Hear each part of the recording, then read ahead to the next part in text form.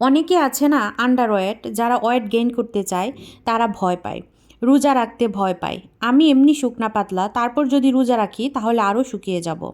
ব্যাপারটা আসলে তা না। ইন্টারমিডিয়েন্ট ফাস্টিং যেটা, আপনাকে মিনিমাম 10 ঘন্টা না খেয়ে থাকতে হবে এবং ম্যাক্সিমাম 16 ঘন্টা। 10 ঘন্টার নিচে যদি আপনি না খেয়ে থাকেন তাহলে রেজাল্ট পাবেন না।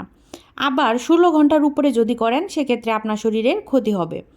আর রমজান মাসে যেটা করি সেটা তো আমরা জানি, সূর্য উদয়ের পর থেকে সূর্যাস্ত পর্যন্ত তো সেটা 10 থেকে 12 ঘন্টার মধ্যেই থাকে, তো ওইটা হেলদি। ধরেন আপনার ওজন 60 কেজি, 60 কেজি ওজন ধরে রাখার জন্য আপনার 2000 ক্যালোরি দরকার হয়।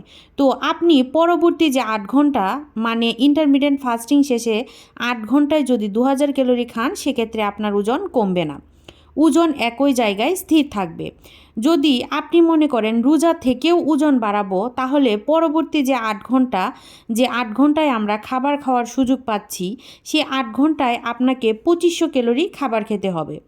আমি কোনো একটা বেলার খাবার খেলাম না, 2 বেলা খেলাম না, আমার ওজন কমে যাবে বা বেড়ে যাবে, ব্যাপারটা এরকম না। ব্যাপারটা হচ্ছে সারাদিনে 24 ঘন্টায় আপনি কি করছেন।